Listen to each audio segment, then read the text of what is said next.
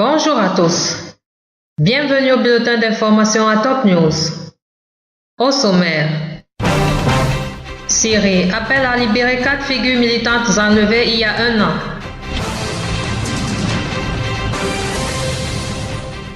Salam débute dans les prochaines semaines de la livraison des armes françaises. Ukraine, le cessez-le-feu dans l'Est est respecté. Mesdames et messieurs, voici les détails.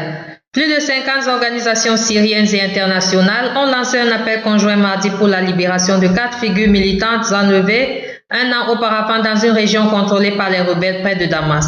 Razan Zeytouneh, Wael Hamada, Samira Khalil et Nazem Al-Hamadi ont disparu dans la ville de Douma le 9 décembre 2013. Aucune partie n'a revendiqué leur rap et aucune information n'a depuis percé à leur sujet. Dans leur déclaration, signée notamment par le Centre de documentation des violations et l'organisation Human Rights Watch, basée à New York, ces ONG estiment que les 4 militants semblent avoir été enlevés en raison de la nature de leur travail. Elles appellent les groupes armés qui contrôlent la région et les gouvernements qui les soutiennent à faire tout leur possible pour faciliter la libération des militants.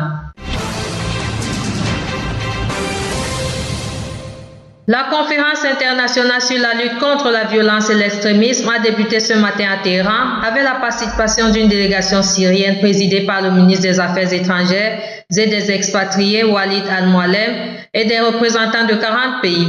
Dans son allocution d'ouverture, le président iranien Hassan Rouhani a affirmé que l'Iran œuvre pour l'instauration de la sécurité et de la stabilité dans la région, appelant les pays qui soutiennent le terrorisme à arrêter leur soutien direct et indirect et à assécher les ressources du terrorisme. Il a indiqué que les courants extrémistes suivent une seule méthode représentée par la violence, ajoutant que les ingérences étrangères sont une sorte de colonisation moderne. Il a ajouté que le monde a besoin d'étapes essentielles pour la lutte contre l'extrémisme.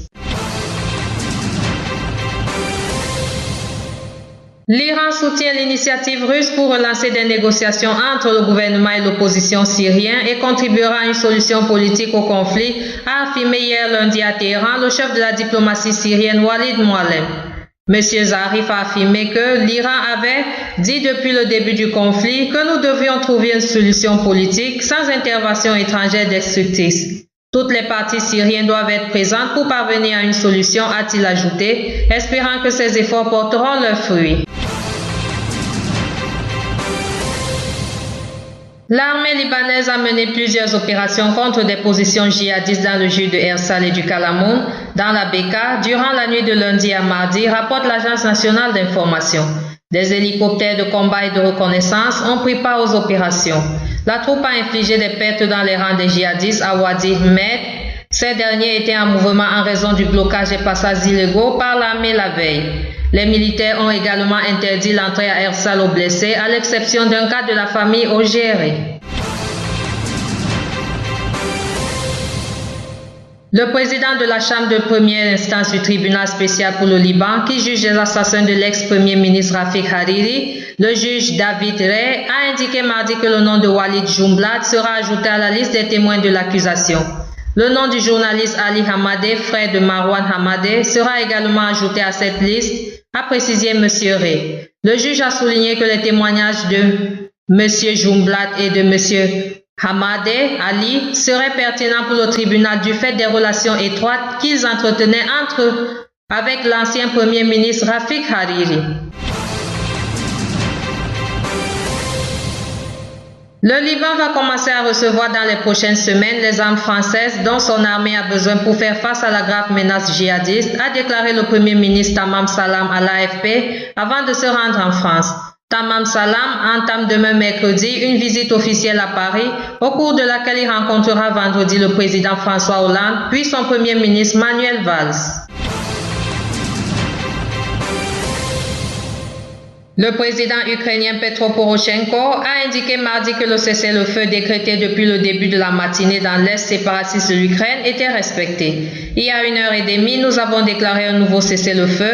Nous n'avons pas eu un seul tir, nous n'avons eu aucun soldat tué, a déclaré M. Petro Poroshenko lors d'une conférence de presse à Singapour où il se trouve en visite.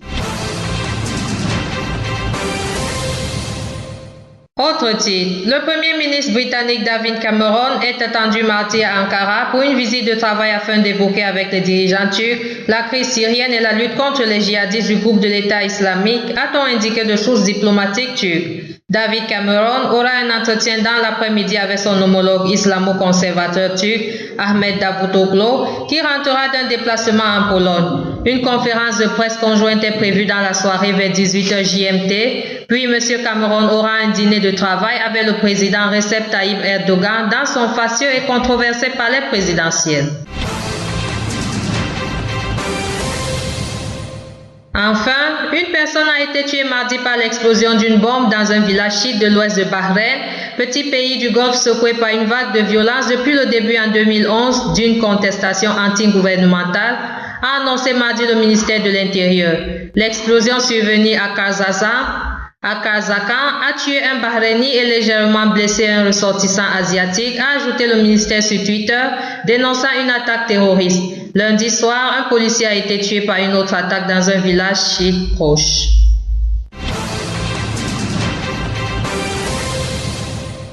Merci à vous qui nous suivez de Beyrouth et partout ailleurs. Bulletin présenté par Anna et Camille.